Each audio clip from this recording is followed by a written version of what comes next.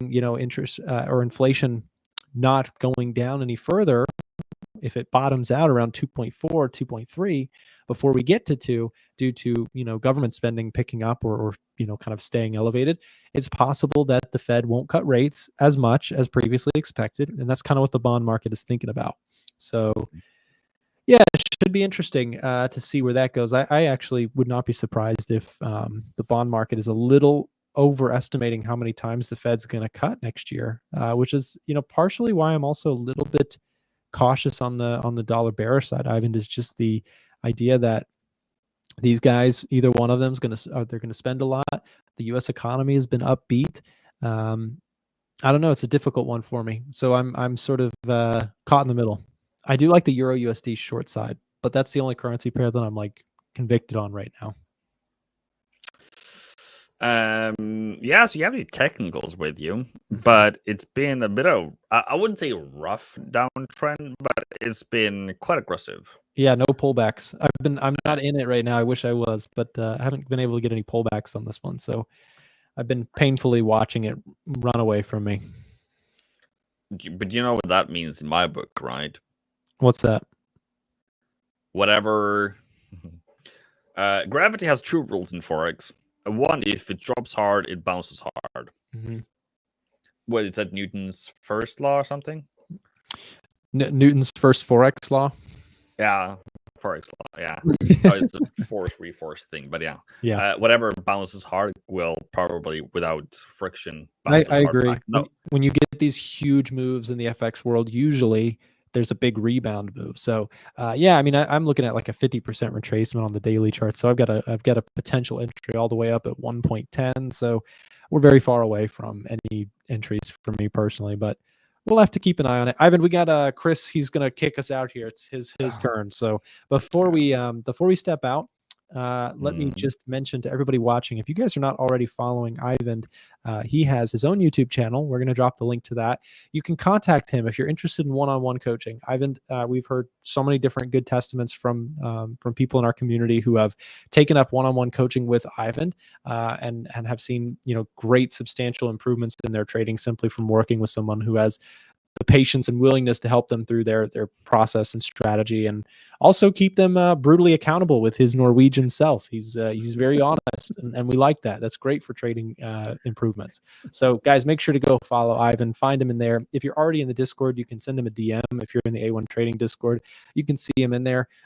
Send him a DM. He'll happily chat with you. So Ivan, thank you very much for coming on the show today, man. Thank you very much for having me. All right, we'll see you next time. Okay, guys, we're going to take just a quick break to thank our sponsors here, and then Chris Pulver is taking over the show here to take a look at some more charts with you guys. A little bit of a turnaround here in indices this morning. S&P 500 back to flat on the day. Russell's down, though, so maybe some pullbacks in the Russell happening currently. Gold is up, silver's up.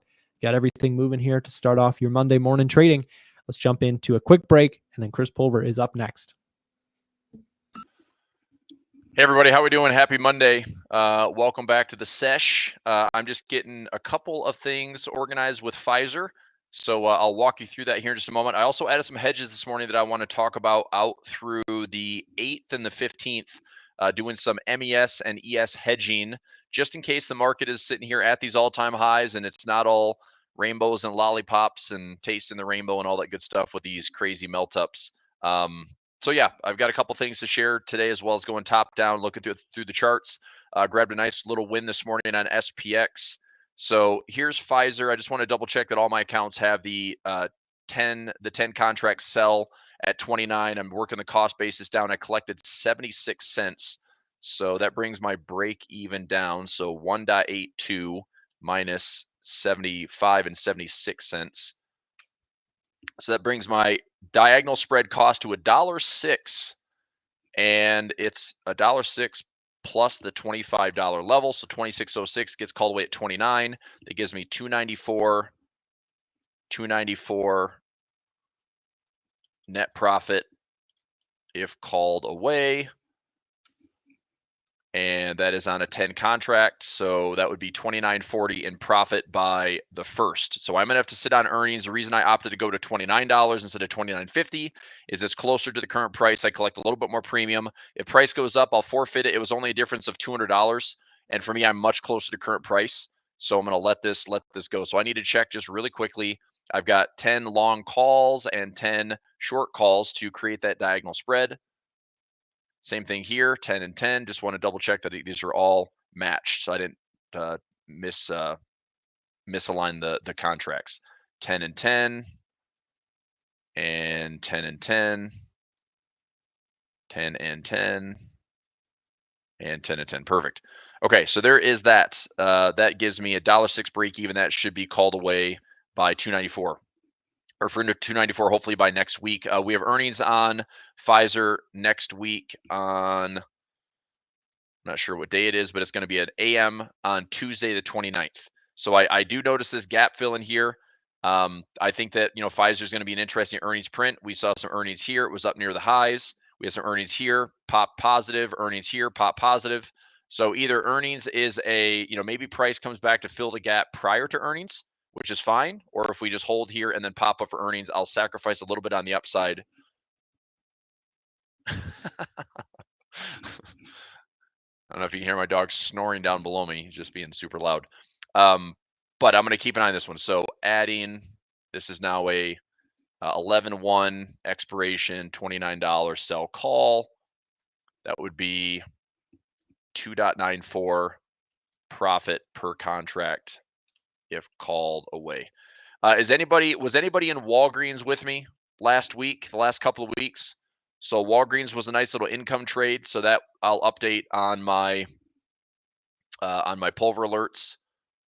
So that would be in the stock options trade section, looking for WBA, whether you bought, 100 shares, 500 shares, 1,000 shares. That was a nice little win. That got called away last week at $8 and ended up generating about $350 of income. I'm going back to try to find it in my stocks here. There it is. So this was posted back on October 4th. That got called away last week. And if price stays above $8 by the 10/18 expiration, generate 35 cents a contract for $350 income. And it's going to be winner, winner, chicken dinner. So let me edit that message. Update. Stock called away greater than $8 by expiration. Keep the 35 cents profit per share.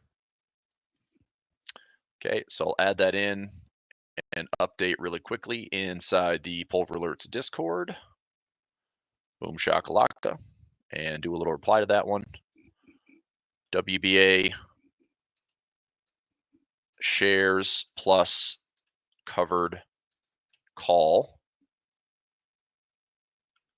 Called away for profit last week, Friday, at the close. And adding in some dollar signs there too. Okay, I want to talk hedges. Let me get into the comments here. Let me talk some hedges. I added in a trade on ES this morning, and I'll talk through the dynamics of that one. This is what the trade looks like. It is a bit more of a, it's not hard. I'll just show you what I did. Basically, it is a broken wing butterfly or a skip strike butterfly. And what it looks like is if price goes up, I'm going to lose about $1,000 on the trade. Okay. If price goes down, I'm going to win $1,000 on the trade. If price goes down and then comes back up or stays exactly where it is, I can make about $3,400 on the trade. So it looks like this. If price goes down, I have tail credit, I have a profit trap, and then I have risk. Okay, so it's a skip strike, which creates more risk on the other side. So it's not a symmetrical butterfly like some people used to see in this. If you trade options and you see that butterfly spread, it's pretty symmetrical and you have a debit on both sides. This one is a skip strike. So I create risk here. If I go, this is my risk, okay, and everything else is in green. And this is essentially what I'm planning for. Realistically, this is what I would like to have and expect to have. This is the bonus trade. If we end up getting into that profit trap near, expiration, but more than likely, if we're there, I'll just take profit. What do you want? You want up on my lap? You jerk. Oh, all right. This dude needs to hang out. Okay, so I want to throw that trade in. And I'm already in the trade this morning, but I'll share the mechanics of it, see if it's priced any differently than what I took earlier today. And then there's another trade that's even simpler. If you don't like the butterfly stuff, you don't like the fancy option stuff, then you can also just buy puts on MES, which is micro E-mini, and I'm risking about $500 to have no cap on my profit if the market's going to drop at all. Okay, so let's actually start there. That's probably an easier way to start. So /MES is the micro futures contract for the S&P, and I bought a 58.90 put out to the 15th of November. So I go to MES, I go to the 15th of November, and I bought the 58.90 put. I paid $89.50 for the trade. Okay, $89.50 for it. So if price goes down, then this will gain in value. So I get more profit as the price drops. If the underlying drops, I get paid. Okay, what's my profit target? To be determined. I think, technically speaking, if I go to the ES feed, if we drop to, I've got a chart alarm here at 5,800. If we drop into this previous level around 5,700, obviously these would be, pretty nice levels. I don't know if we're going to do it. I don't know if we're going to get there at all outside of this little futures gap. If there's enough volatility to maybe, pull back something to this futures gap, that'd be interesting. I don't know if that's going to happen or not. Otherwise, we just watch to see, maybe we get a trend line pullback. Maybe we get this trend line pullback. I'm not sure. Right? This has been the analysis I've been watching the last couple of months, something like that. So is this calling the top? No, it's just looking to see. We've been shrugging off pretty much everything over the last couple of weeks, and we poked all-time highs last week. We poked all-time highs the week before that. We had really no September effect, which the market's expecting to see the market go down. We're in an election cycle, which usually we have some chop and some pullbacks prior to the election. We're getting closer. I mean, my gosh, it's only 2 weeks away.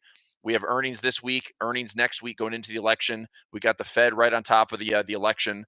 So it's going to be a lot of stuff stacked up here the next couple of weeks. So just as a slightly protectionary measure, I bought the 58.90 long put. So if you want to take that trade, it's a little bit cheaper than what I got into it for by a couple of bucks. But that is my trade right there. So basically my profit target would be if we pull back into, let's say, this 50 period. Well, let's run 5,700 right now. We pull back into previous resistance around 5,750 or 5,720. I'm happy enough taking some profit there.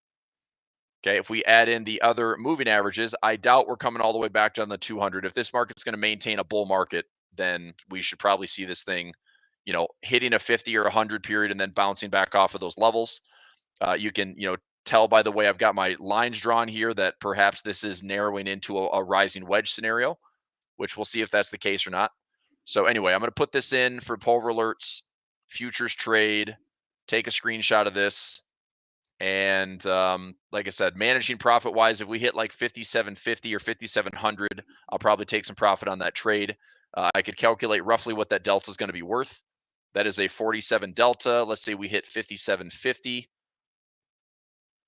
So that's about 150 points at a 47 delta. So that's 70 on top of my 89.50 debit. So I can turn it into $160. And that's 178% return on my risk if price is going to fall. And if it happens quickly enough, then I should also have some time premium in that trade, which might even give us a little bit more profit. So that is one quick trade that I'm doing right now. Did I take a screenshot of that? Not yet, but I will right here. So there's it's an MES trade. So it costs a little bit less if you're trading micro.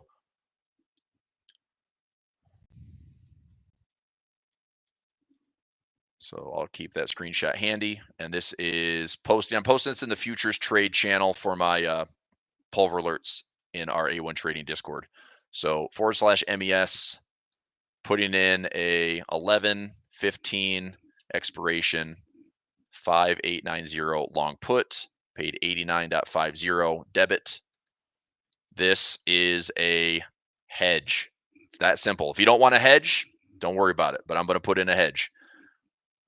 If I'll just put S&P. If the S&P falls at all prior to the election, this is a simple play for some quick profits. Price levels to watch on /ES and /MES is, we'll say 5,800, 5,750, 5,700, as price would find the dynamic support of moving averages. Okay. So entering that, if you'd like to see me go through the butterfly spread, I can. That's a pretty straightforward trade as well. It's basically sitting at the highs. I'm risking $1,000 to make $1,000, and I have a profit trap at like $3,400. So if I'm really lucky, I get a 3-to-1. If I'm just getting price going lower, I can turn partial profit. If I want to sit on to expiration, I'll make $1,000. But it's definitely a little bit more expensive than the MES trade. MES trade is a $500 cost, or about a $450 cost. Cheaper than that, actually. It's just over $400 cost, but there's no cap on it. So if we see a quick price to the downside move, then yeah, easy. We'll grab some profit there. Okay, so we'll get that screenshot posted and sent. So that's now in the futures trade section in the Chris's trades area. Okay, so that is that. S&P is falling a little bit. We're turning south. SPX in the morning, 15 minutes, had a bit of a sell-off here. We've had some pretty quiet price action overall. We really have. The last week or so, everything was pretty calm, with the exception of like the gap up on Thursday. And it really wasn't a directional day Thursday. It was a gap higher from Wednesday to Thursday. But overall, the distance from high to low was pretty slim. The week before that, we had more of a directional week, and then it was slim. And then it was slim. And then so we've had, 2 very tight weeks, one kind of blow off week, and then another indecision week. So I don't know. Obviously price can keep doing its thing, melting higher. There are some earnings plays that I'm interested in this week. We have Tesla this week with earnings. Not Tulsa, Tesla, which I'm sitting here with a credit spread that I still want to manage. Couple things I could do on Tesla. So we've pulled back a little bit. If I do a debit spread for just earnings itself, so here's the deal. I've got a 225 by 220 credit spread. And what I plan to do with that trade is this. If price for Tesla earnings, which I believe is Wednesday, probably Wednesday after market. Let's see. Yep, Wednesday. I'm assuming it's after market. Let's go Wednesday here. Tesla is after bell on Wednesday. Let's see what their forecast is. It doesn't really matter. Yes, we had a miss in earnings, a hit on revenue, and the price dropped. We had a miss on both, but the stock rallied. So it again, just like with typical earnings plays, it's pretty much a coin flip. What I'm doing with this trade right here is I'm taking this trade knowing that earnings are coming.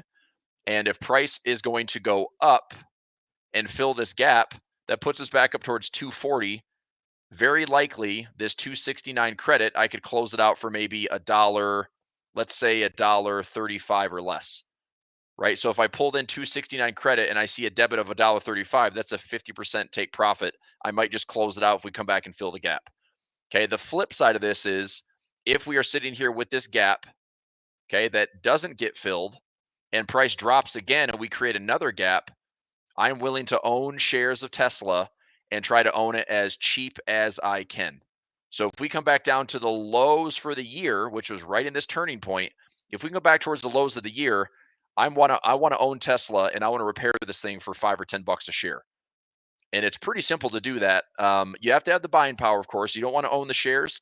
This is easy. If price drops and your 225 by 220 is at risk, then you're just going to take on the $2.31 risk and you just let the trades expire worthless.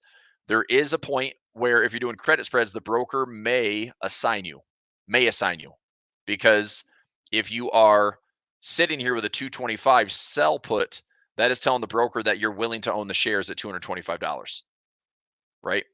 So if I have the 225 by the 220, the 225 is where I'm willing to own. The 215 or the 220 is my long put to hedge. So if price drops, I'm going to use my 220 long put to What's up, take Chris? some ownership. What's up, Frank? How are you, man? Pretty good. Good. You're gonna price out Tesla? I'm not pricing out for an individual play because I'm already in it. I got into this credit spread with the intention of if earnings is solid, it's an income trade and it goes up, and that's an easy win. If price goes down, I'm going to take advantage of the higher implied volatility, and I'm going to repair this trade by basically closing out the long put at a price that I think is worthy of owning, which truthfully is back into like 180s or 170s. I still think this is a big indecision trade. Like there's not a lot of upside unless this thing's going to rip up towards 265 or better. If it goes to the downside and we have a couple of gaps, I still think the stock itself will fill those gaps. But yeah, so I don't want to price in just an earnings play because I have the credit spread. But there are a couple other ones I'd like to look at. So notable wise, let me see if I've got a screenshot in here. How far out was that sell put again? It was out to the 15th of November, so I went to just the monthly. Okay, and it was 225. 225 was the sell put, 220 was the buy put. And if price is going to drop, then there is a chance that I get assigned. If price falls, I may get assigned on the shares just by the broker. But I'm okay with that. If I get assigned, I will hopefully see price drop to like maybe 185, 180. And the nice thing is this is all hypothetical here, but let's say that I do get assigned. Okay, if I do get assigned on shares, even going out a week, let's go out like not this Friday, but next Friday. If I go out 2 weeks and I have an at the money call, I can take off about $9 or $10 every single week with doing a covered call. So that's why I'm not worried about repairing the stock. So even if I take on the risk of a credit spread and I take on the assignment risk, even if I get assigned, I go out 1 or 2 weeks and I use a wheel strategy just to add covered calls. I can get out of this trade for probably, $2, $3, $5 pretty easily. If I flip it for, $5 or $10 a share, that's even better. So I don't know. I'm just confident that the premiums are high enough that I can repair the stock and generate some income out of it. Gotcha. Yep. But if it goes higher, then we get above 225, then we just have a winning credit spread, and that's just simple income. So pretty easy. Are you gonna take any earnings trades? Yes, I was just going to look at them right now with you. So I was going to see here. This is kind of an at a glance from Earnings Whisper. There's like 140, maybe there's more than that this week. Let me check. These are some notables. If we go to, yeah, there's a lot more than I thought this week. Okay, so we have a total. We have over like 400 this week. So we had 39, 70. 134, 175, and 29. Yeah, we've got 447 stocks reporting this week.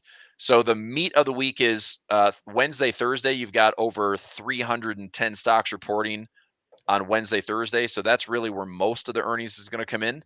I'm curious if the market's going to gap higher or lower based on the consensus or what happens with some of the big notables. But if I look at this here, are there any logos that stand out to take a look at and trade? So, Verizon, 3M, not necessarily like high volatility plays, GE Aerospace, Lockheed Martin, like some of these defensive, Raytheon was in here. Those are sitting near all-time highs. I'm curious how those look. Like, I don't know, I might keep it really cost effective and just do some bull call spreads. Or if we're sitting at these highs, maybe take a stab. But I mean, Netflix was pulling back 4 days last week and then ripped up through earnings and actually got me paid on 2 bull call spreads. So I don't mind taking a look at some of these. I'm probably not taking any trades for Monday, but a couple things I'd look at here, Frank, would be either Tuesday, Wednesday, Thursday, and then price out for a Friday expiration and just see with like a simple bull call spread, if I buy a call, sell a call, or I buy a put, sell a put, and just kind of see how these things stack up. So any notables that you like this week? Any charts you want to take a look at, or any earnings you want to take a look at? I do think Lockheed will move. I do too. Earnings, and that's tomorrow morning. Okay, so that's before markets. We can take a look at that one. I'm thinking that so they're projected to have lower earnings. Okay.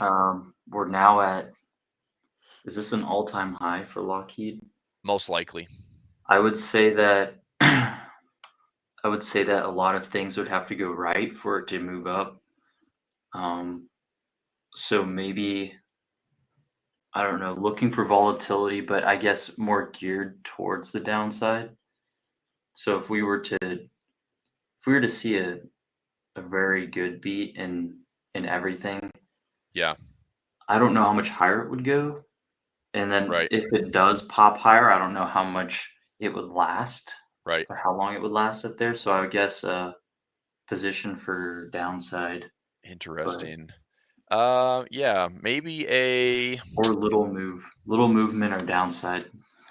yeah, I'd almost be willing to. So Lockheed tomorrow morning. I don't know if I want to go out just this week for expiration or give it another week. Because if we did this where Lockheed blows out earnings and then fades, maybe I want to go a little bit higher. Yeah, we'll find out. I'm just trying to think here. I mean, bull call spread's probably pretty cheap. I mean, this is one way to take a $600 stock and not have to pay an arm and a leg for it. So if I go to, what is it, LMT? Yeah, so let's go to LMT, see what this one actually looks like for earnings. So if I go to the 25th and I buy, let's let this fill up here for a second. Do I have any notable open interest levels? I've got the 610, and the 600 are popping up a lot on the call side. 353 at 650, that's way up there. I guess before we jump into this, let me actually see what the earnings does. So option slam. Let's go to LMT.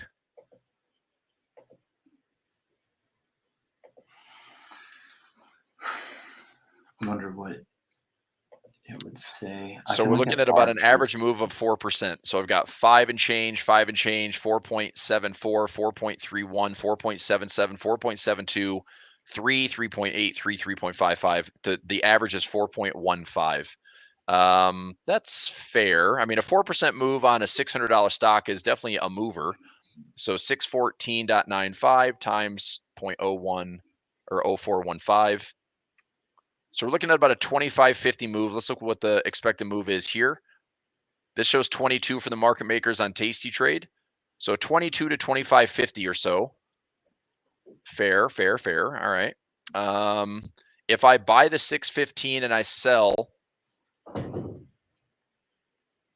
it's just favoring. This isn't terrible, Frank. If I paid $1.10 to make $1.40, that's not a terrible trade. If I were to say, I think it's going to go down, if I buy the 615 and sell the 612, I pay $1.30. So it's actually more expensive to pay on the put side than it is the call side. Not, it doesn't, I mean, there's no difference. But it's just crazy to me that the price skew is it's just so much more expensive to buy puts right now. And I just think that's where we're a little bit stickier on the volatility side, but it's crazy how much more expensive puts are. So I'm curious, does it blow the top off on Tuesday and then fade the rest of the week? I don't know. It's not that expensive. I'm trying to think, what else could I do on this trade? I don't really want to trade it both ways. If I were to, I mean, I could do it similar to what I did on TM. Is it TMS? That is TMS is the nope. TSM. Yeah, Taiwan Semi. I did. Sorry, TSM. Trading at 201. And I'm looking for this thing to get below $12. I've got a $12 credit. I'm looking for it to come back to like 10.98 on the debit side. So I need to see if TSM will fade a little bit towards that earnings gap. If I did the same thing on Lockheed, let me just price it out really quickly. So LMT, yep, Lockheed Martin. So go out to Friday. If I were to sell the 615 call, let me go slightly in the money here. So I can get 21.10 if I go in the money. If I go at the money, I get 23. Interesting. So actually I flipped this. So sell that, I get $26 now. So as long as price doesn't say at 615, I can collect a lot of credit on this trade. Obviously, so I'm not looking to hold price within like a 4% range. Roughly, yeah. I'm going to see if it does that. It's been fairly consistent from what I can see here. Upwards of maybe 6%, but a lot of fours, which is essentially what I'm getting. If I get a $26 move, it's going to be close, man. 4.15 is still a $25 move. I don't know if I get enough credit to make that worthwhile And that's obviously a lot of buying power that I don't want to sacrifice. So I'm curious what the risk is. If I went out 612, so if I were to sell just in the money put, so I get 26 there. But if I were to spread this, let's go 612 down to like 580. 580. So that covers me for like $27.50. So if I buy that call, I go out $20. The spreads get a little bit crappier on the upside. They get $5 wide, which I don't love, but I could sell that one or buy that one. Now it turns into a debit. What? That's weird. Am I not up enough? That's 20. Oh, that's not enough. Let me go up to 650. What the heck? So I sell the middle and I buy the wings, and it actually cost me to take the trade. Well, that's not what I want to do. That's weird. Actually, I think So the way you're doing I that, have this backwards. Yeah, it looks like you're betting on upside. No, I got to flip this around. I'm going to go 6. This would be 27 there. So I sell the 612, buy the 640, sell the 617, and then look at the 590. That's $27. Okay. So this isn't terrible, but I'm risking $800 to make $14.50. I'm probably not going to make $14.50 unless price stays within this range. This is similar to the TSM trade. I don't know, man. I think I'm just going to look at some debit spreads. It's not a bad trade. I mean, 640 to 612 is 27.50. 617 to 590, that's 27.50. So it should incorporate the expected move. You know, market maker here showing 22.27. We're looking at an applied move of 25. The only issue is if this stock were to hit earnings and have an upside, okay, the question is, do we hit upside and then fade? And do I have enough time in the trade to see that actually fade? Does that make sense? That's the only reason I would maybe not take this trade. Or if I went out one more week, let me go out to the 1st. Let this fill back up. Let's see what this looks like. So what's the difference here? Yeah, I get a little bit more credit. This one's not terrible, but now it takes up about $2,800 in buying power. You want to wait 2 weeks?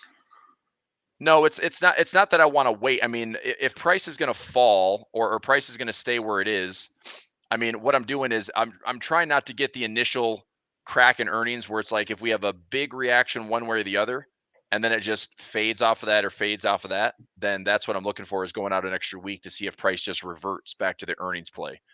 For this week, I would say it's probably better to be slightly more directional. I mean, look, this stock has been on a rip for a while. I mean, basically since this summer.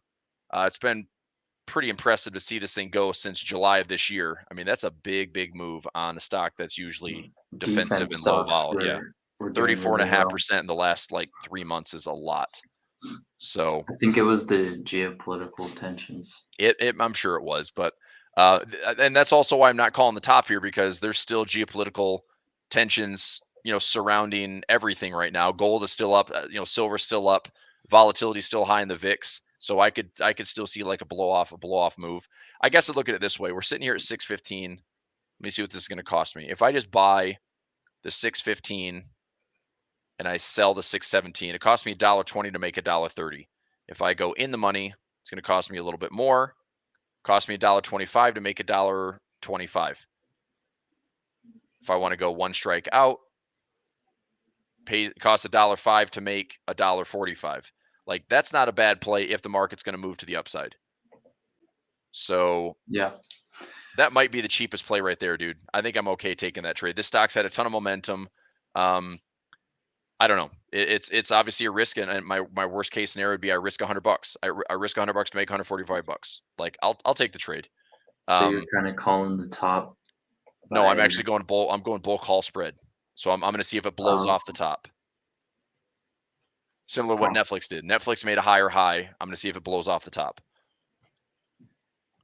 So if I win $150. If I lose $100. The only reason I'm not taking the trade is I've watched the S&P drop about 3 points in the last 30 minutes. So we might have a bit of a pullback coming. And that's another thing with earnings too. It's like, earnings could be, look at all these. I mean, there's a lot of green earnings in here and there's a lot of chop. So I don't know was earnings here, like, is that the reason that we went up? No, it's because geopolitical tensions was feeding all this momentum behind its defensive stocks. So I don't know, efficiency wise, this thing should want to drop a little bit, but you never know with earnings. Let me check some open interest. We've already had a, what is this? A 27 point move in the S&P. Okay. Which is kind of a lot for a Monday before noon, at least.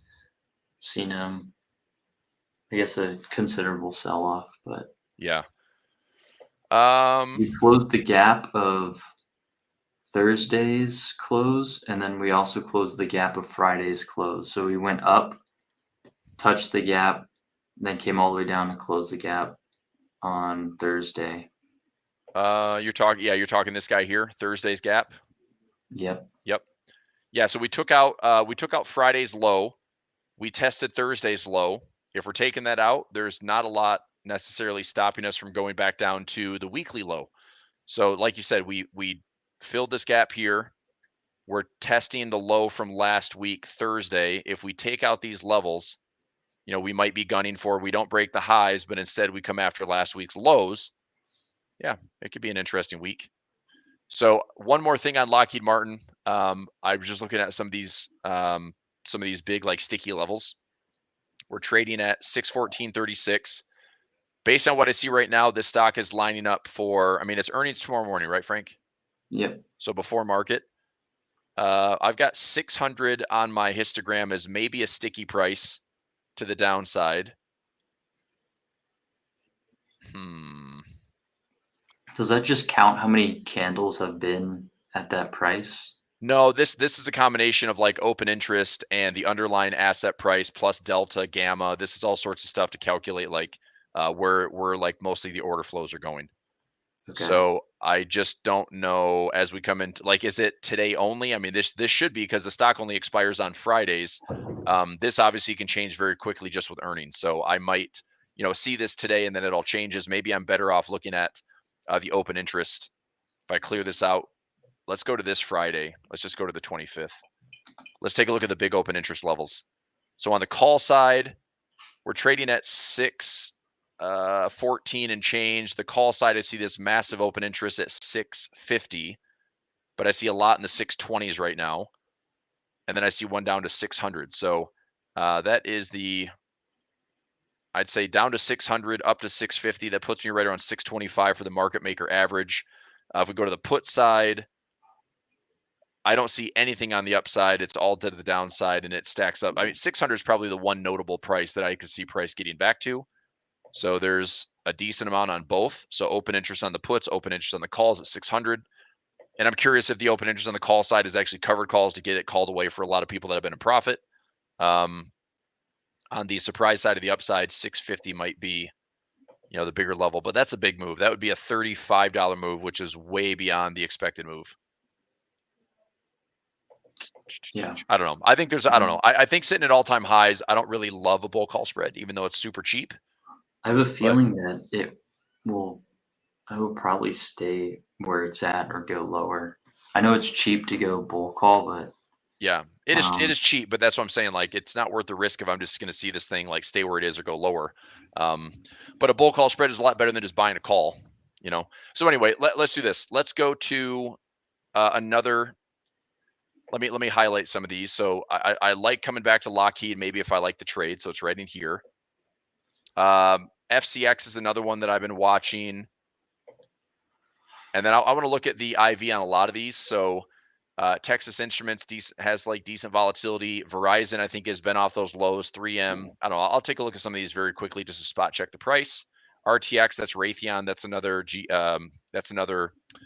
aerospace trade or defensive play. And then Philip Morris.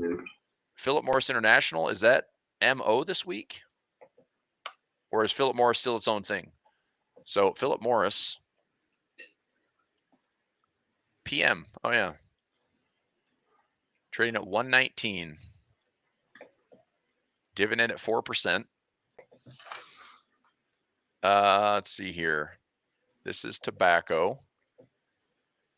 My gosh, man, this thing has this outperformed more so than MO?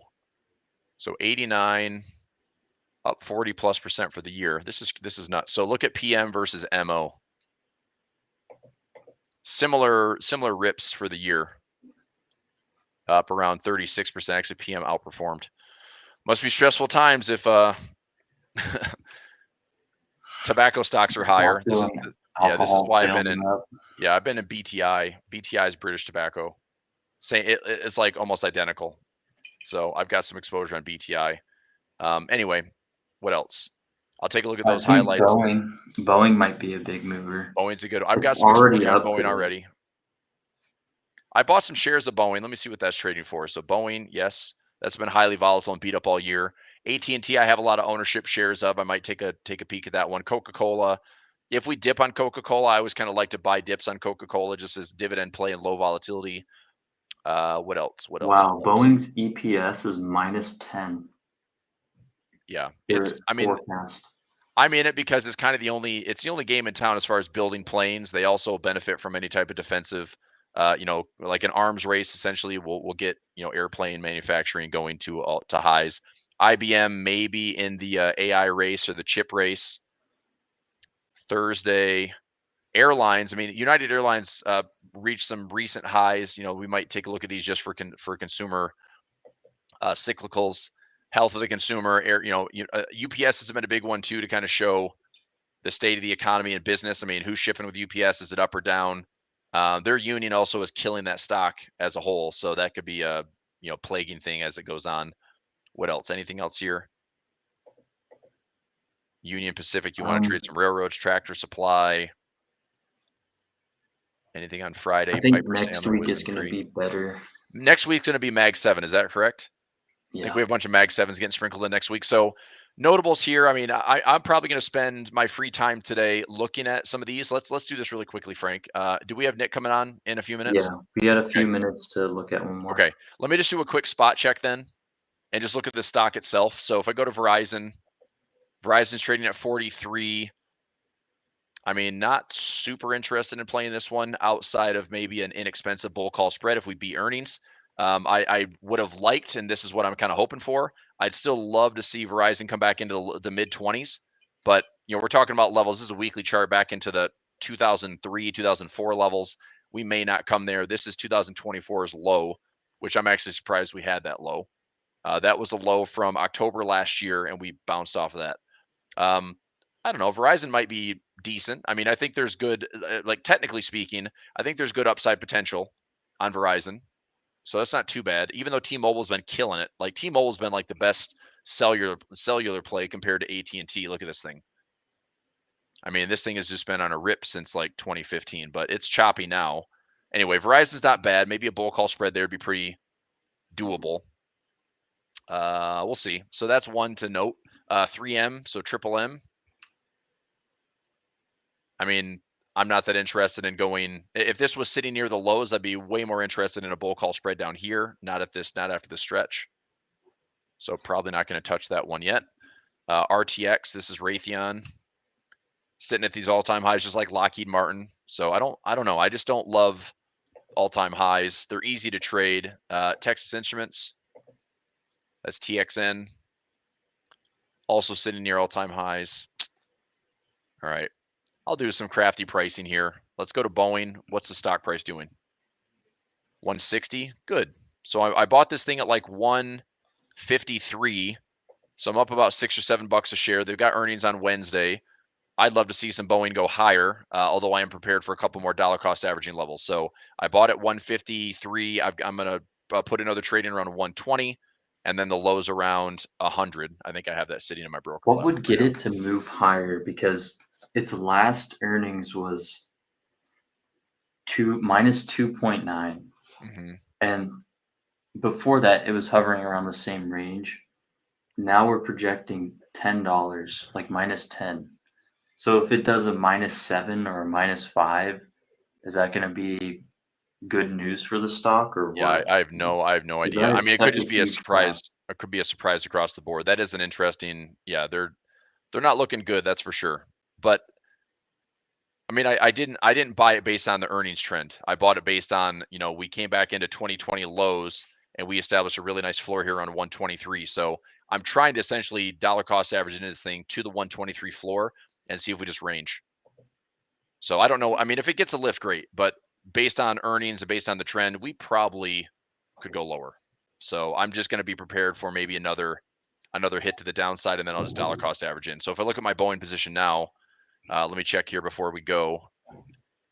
See what I'm actually up on the shares. It's not going to be a ton. I didn't buy a ton of shares. I just put like a couple $1,000 at it. So BA, I bought some shares. Trade price 154. How the hell am I? Oh, because I think I had a losing credit spread. That's why. Okay. So P&L, I'm up $56. All right, never mind. I'm not going to do anything. I'm just going to keep the shares as is. Individual play. I will say this, Frank, if we have BA come down to this level, then I'll put in some credit spreads and bull call spreads. I like that a lot better versus getting it now. If we dip into this like mid 120s or low 120s, then way more interested in some credit spreads, debit spreads, combination of things. So that's one. All right, dude. Everyone that's in the Pulver alerts, what I'll probably end up doing for my openings today would be price out some trades. I think with Mag 7 coming tomorrow, I'll probably just take a couple stabs at some earnings plays overall. But if I like the price on something, look for a couple trade alerts to get posted. I don't necessarily love taking earnings trades right away on Mondays. So yeah, I think I'll just kind of price them out, see what's cheap enough to take the trade, see what the market wants to do.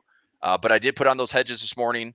So ES and MES, we had WBA get called for profit last week. I'm trying to think anything else. Yeah, that's it. I'll just be combing through earnings. But all right, man, Frank, let's do this again tomorrow. Okay, sounds good. Thanks, dude. Thank you. All right, thanks everybody. And Nick Phillips on next. See ya.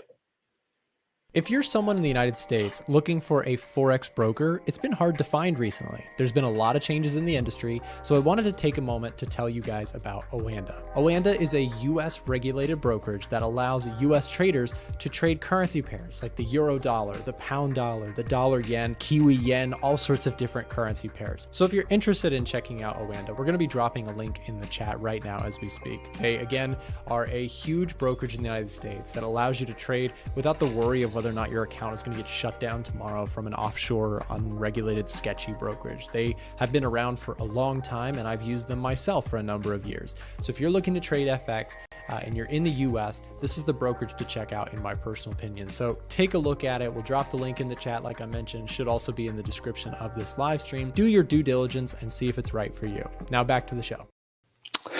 Good morning, good morning, good morning. Welcome to the 11 o'clock segment of the A1 Trading Show. I am Nick Phillips, Forex trader of about 6 years, turned futures trader last year, so about a year now of trading futures. As always, during my segment, if you guys have any questions, feel free to drop them in the chat, and towards the end of this segment, I will come back and try to go through all the questions one by one to make sure that I answer any of them I can for you. All right, let's look at what we have on the calendar for this week for red folder news. If you guys don't know, for those of you that do know, I mostly trade red folder news. As things drop, I take advantage of that catalyst to try to be involved in the market as it price recalibrates to adjust for that new real world information that's hit the market. So nothing today. Obviously, the calendar is completely empty today. Pretty quiet day. I'm not trading at all today, mainly due to this. Tomorrow we have Governor Bailey speaking. I will be paying attention to that. Not really sure what kind of opportunities may or may not present themselves, but I will be watching that. Not necessarily going to be watching any of this as President Lagarde begins to speak tomorrow. What is this? It's a panel discussion for the future of cross-border payments. Not really concerned. I really try to focus on speeches that will have theoretically some impact on monetary policy. So tomorrow, really just the Governor Bailey speaking. Guess there's the BRICS summit, but I don't really trade anything involved with BRICS, so not too concerned about that. Wednesday is going to be our first kind of big event day with the Bank of Canada monetary policy report, their rates, and their conference happening all kind of early in New York session. So we will be paying attention to that. And I might be paying attention to this Governor Bailey speech again tomorrow or Wednesday afternoon, but this is kind of towards market close. So most likely not. We'll probably have knocked off for the day. On Thursday is my big day. Thursday this week is the day I'm looking forward to the most. I have a it's like a love-hate relationship with this day every month because as you can see, these events are starting at 3:15, 3:30, 4 a.m. and 4:30 my time. Most of the time, if I'm going to trade London, a London event, it's going to happen anywhere between 2 a.m. and 3 a.m. my time. And then after the event, usually I'm done trading within half an hour to an hour, and I can just go back to bed. That's not going to be the case on Thursday because I got to be up around 2:45, give myself about a half hour to wake up and get prepped for the event for French PMIs. And then 15 minutes later, we have German PMIs. And then an hour later, we have GBP PMIs. By the time the Euro PMIs come out after French and German, I'm really not getting involved because this tends to not move the needle as much as French and German PMIs do. But then an hour later, we have GBP PMIs, which I will be paying attention to. And then like 4 hours later, unemployment claims. So Thursday is going to be a little bit of a terrible sleep day for me, but I love the flash PMI days. They are some of the most consistently tradable opportunities that I've found when it comes to red folders. And it helps that there's 4 flash PMI opportunities back to back on those days. We have 2 for Euro, being French and German.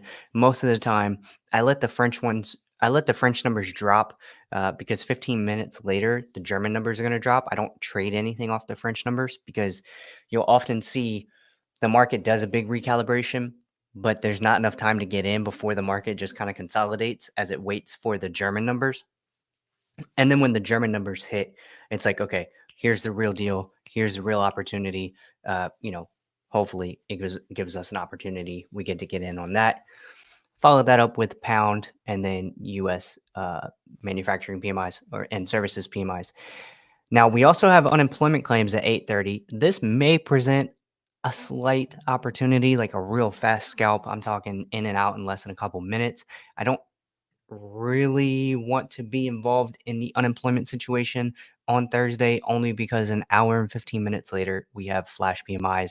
And I think some of the price action in between unemployment claims and the flash PMIs might be a little hectic. It's either going to consolidate or get choppy. So may not trade that, but we will still pay attention to it. All right. And then Thursday night, we do have Tokyo Core CPI. As much as I would love to trade CPI from any currency, when it comes to Japanese data, it tends to not do the reaction functions for JPY data are not consistent enough for me to actually want to get involved, but something to pay attention to if you're involved in any JPY pairs come Thursday. And then on Friday, we have CAD retail sales, which we will be paying attention to, and USD durable goods.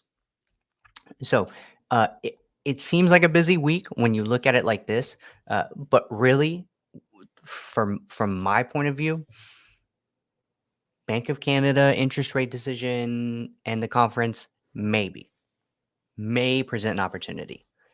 Thursday is my best day. Thursday is going to be my best day. There's 4 events, and if 2 of them give me a good opportunity, cool. That's my week. I'm done for the week. I can walk away. And then Friday, CAD retail sales, maybe not. We'll see. So it's kind of a light week.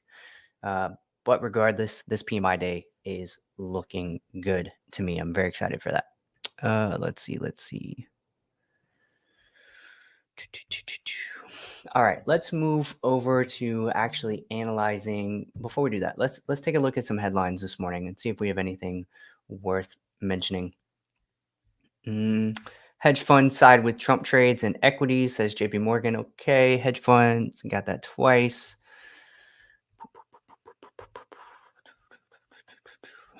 USD CAD runs to a new high with the broader USD extends towards high from last week. Let's check that real quick. Oh yeah, UCAD is running this morning. I think it's already that headline was from earlier because we've already surpassed last week's high on UCAD. So some nice movement here out of this pair. Believe the Doxy is obviously what's pushing this morning. Let's see how CAD's doing. Oh, CAD's dragging lower. Let's check oil. Oil's giving us a slight rebound from last week's price action, but not much. Nothing notable yet. We're still in very bearish territory here. Let's go back and check some of these headlines. Bank of England's Green says a cautious and gradual approach to easing is appropriate. Bank of England's Green. Well, let's see what she had to say. UK consumption recovery lags behind other developed economies. The savings rate high at 10% versus 5% in the US. 3 factors dampening UK consumption. Precautionary savings due to cost of living crisis. So everybody's keeping all their money in their pockets and not spending it. Restrictive monetary policy is making people not want to take loans and go spend those loans. And interest rate changes impacting household incomes. That one I don't exactly understand unless people are having adjustable rates, and those interest rates are, yeah, this one I'm not going to get into because I don't entirely understand exactly what she's saying here. So in this case, here's what I'll do. It's a little trick.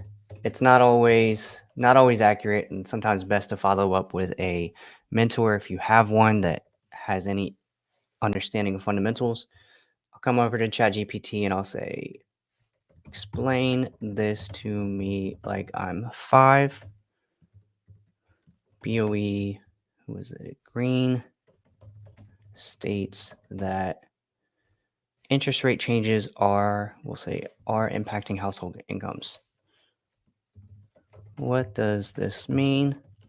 And we'll just say thank you in case AI takes over and we want to make sure that we're on their good side. Let's see. Okay, imagine you have a piggy bank where you keep your money and sometimes you borrow money from a friend to buy something extra special. When you borrow money, your friend might ask you to pay a little extra when you give it back. This extra is called interest. Okay, we understand that. Bank of England, think of the Bank of England as a big friend who helps people and businesses borrow money, blah, blah, blah. When the BOE changes how much this interest is, it affects how much money families have to spend. If they make interest bigger, people who borrow money like a house or a car have to give more money back. Okay, leaving them with less money to buy other things. Okay, so their interest rate changes have affected their ability to spend. Really simple, really wasn't that complicated. Probably did not need to use AI to figure that one out. Discretionary spending remains below pre-pandemic levels. That's interesting. Higher interest rates incentivize savings, delay purchases. So basically nobody's spending any money. They're saving all their money and they're spending money on, loans that they had prior to the interest rate changes. Okay, so interesting little thing there. BOE Green says cautious and gradual approach and easing is appropriate because of consumption. Let's see. Let's explore this idea a little bit. Why would it be necessary to go gradually with easing because of reduced consumption.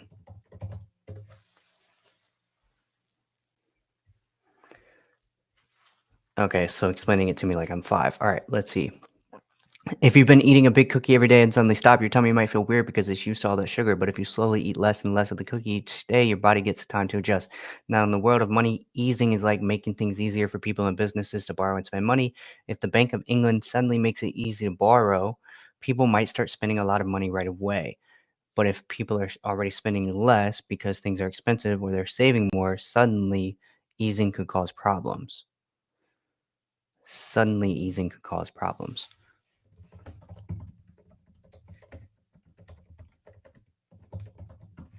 I'm assuming let's see. Too much borrowing too quickly. It becomes very cheap to borrow, blah, blah, blah. Inflation can get out of control. Yes, of course. Confidence issues suddenly makes a big change. People might think, why are they changing things so fast? Is something wrong? This can shake confidence in the economy. Okay, so all the typical stuff. I just wasn't understanding how consumption tied into that, essentially. If they have low consumption and they ease really quickly, I guess it could swing the pendulum back the other way. Kind of seems I don't know. We'll move on here. Let's see. Okay.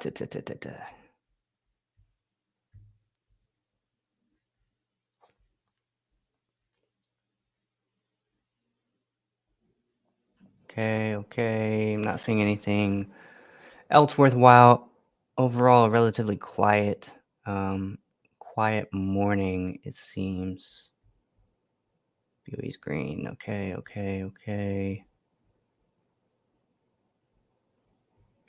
Let's go central bank news real quick, see if we can find anything worthwhile.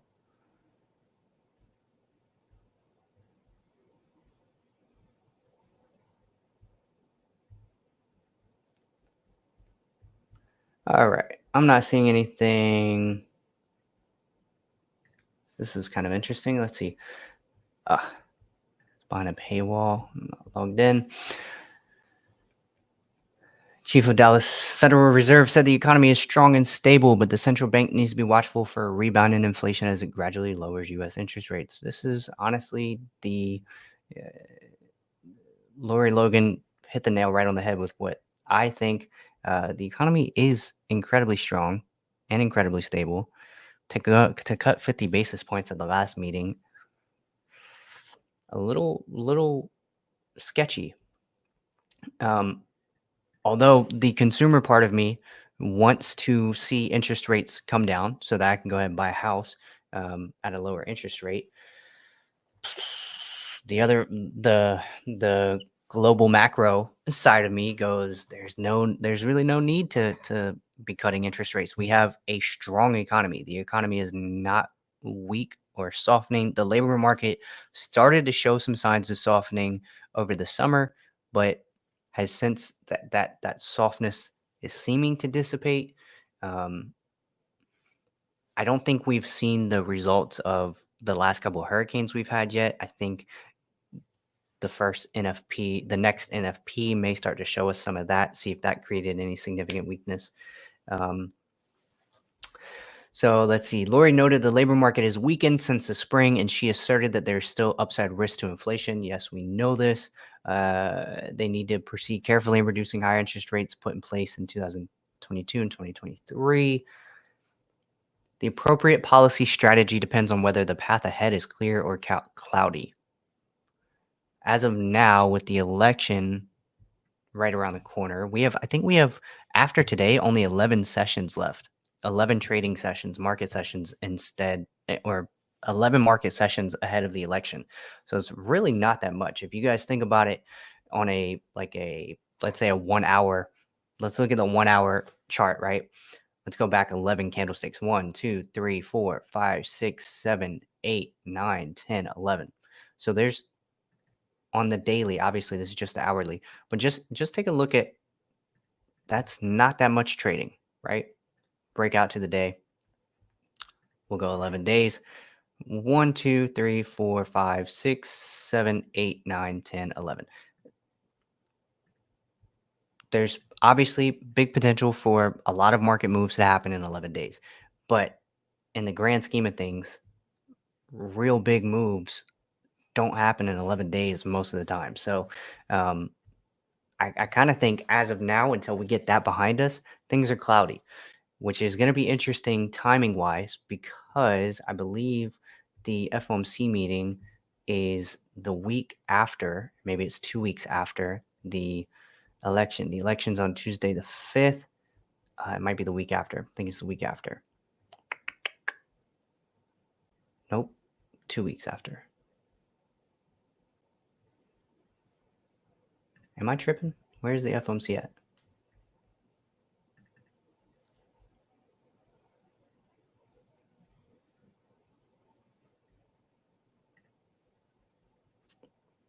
Oh, it is the same week. Wow.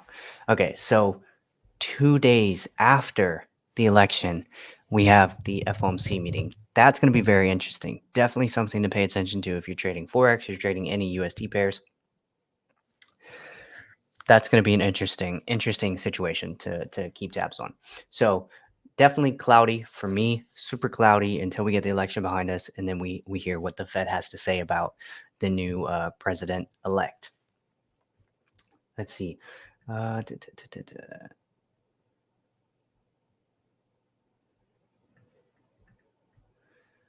So the Fed is trying to get rid of securities that they bought during the pandemic to drive down mortgage rates and stimulate the economy. Millions of homeowners refinanced at ultra low rates. I bought during ultra low rates, actually sold last year. An incredible move on my house, but part of me wished I would have had my finger on the information a little bit better and bought multiple properties back in 2020. It is what it is. Now the Fed is trying to reduce its share of mortgages, blah, blah, blah. The Fed has not been able to meet its target on reducing its mortgage holdings, however, because high interest rates have restrained the number of homeowners refinancing their loans. Of course, nobody's getting new loans. I'm a perfect example of that. I am sitting on the sidelines until a better opportunity presents itself and hoping and praying that it actually does. All right. Tapped into some headlines this morning. I don't really know if I'm seeing anything else.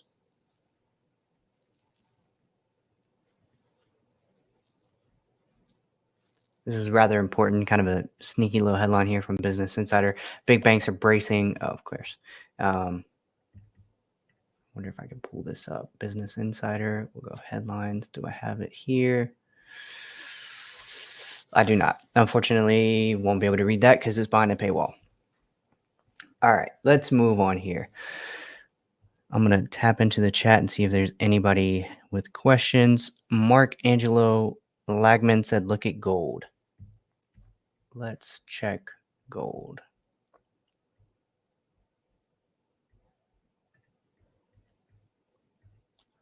Gold's having a down day.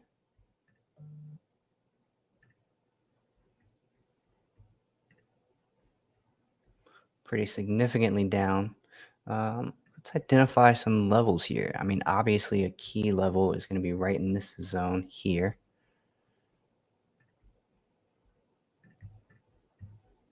This is not a perfect zone by any means, but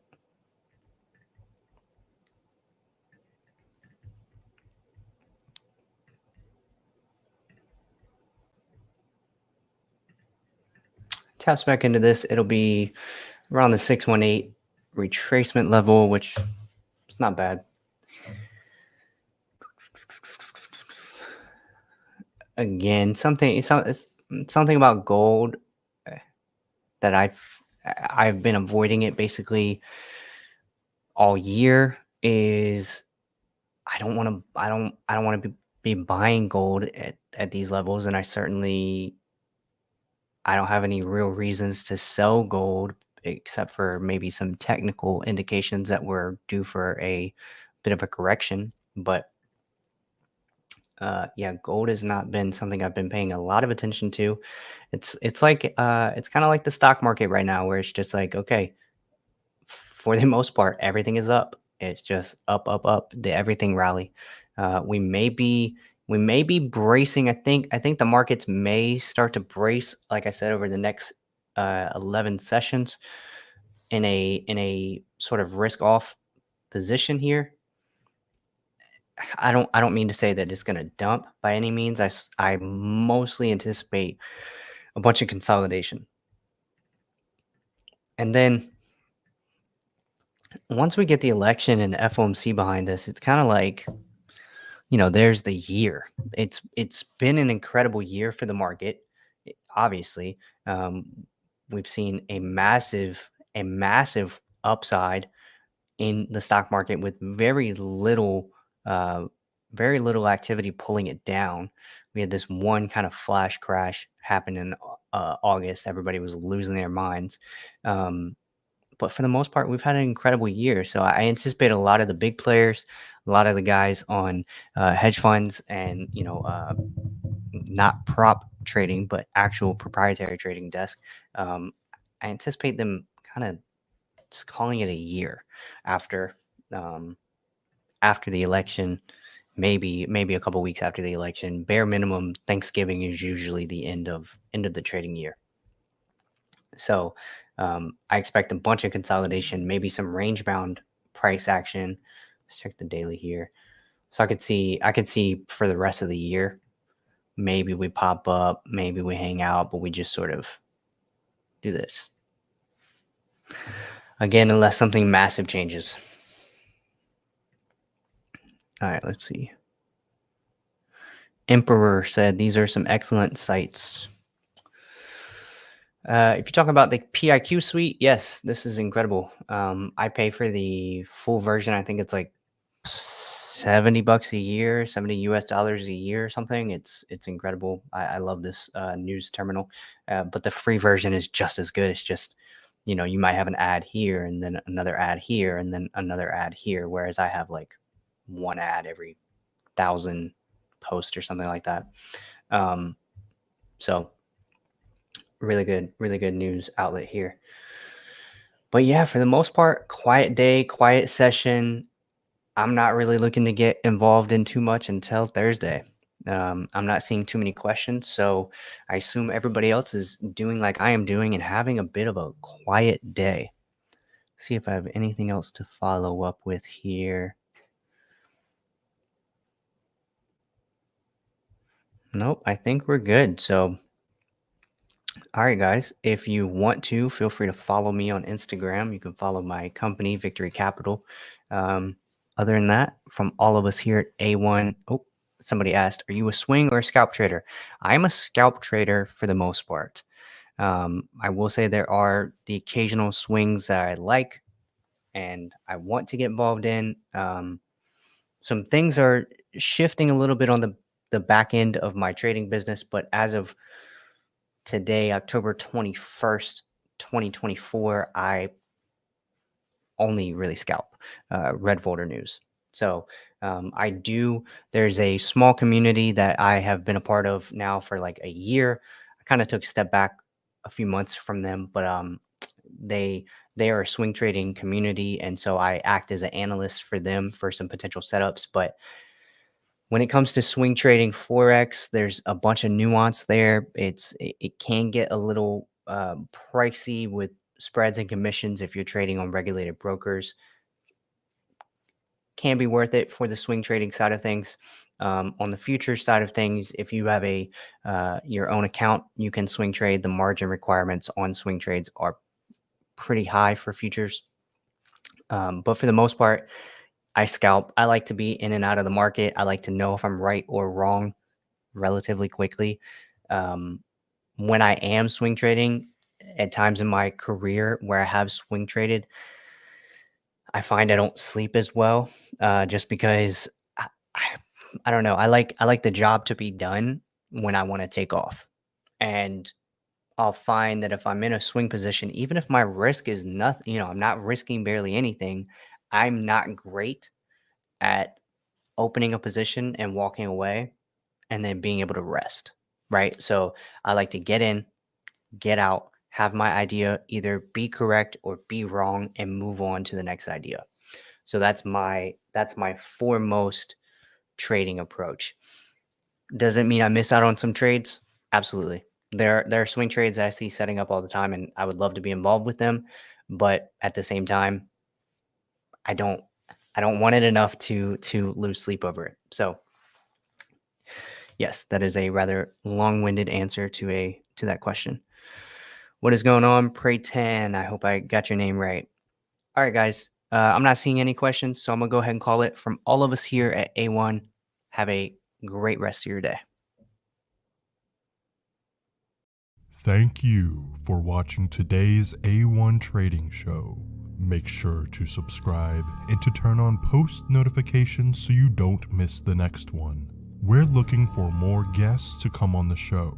If you're comfortable being on camera, have trading experience, and you're looking to grow your audience exposure, we'd love to have you on. You can fill out an application with the link in the description below. That's all for today. Trade safe, and we'll see you tomorrow.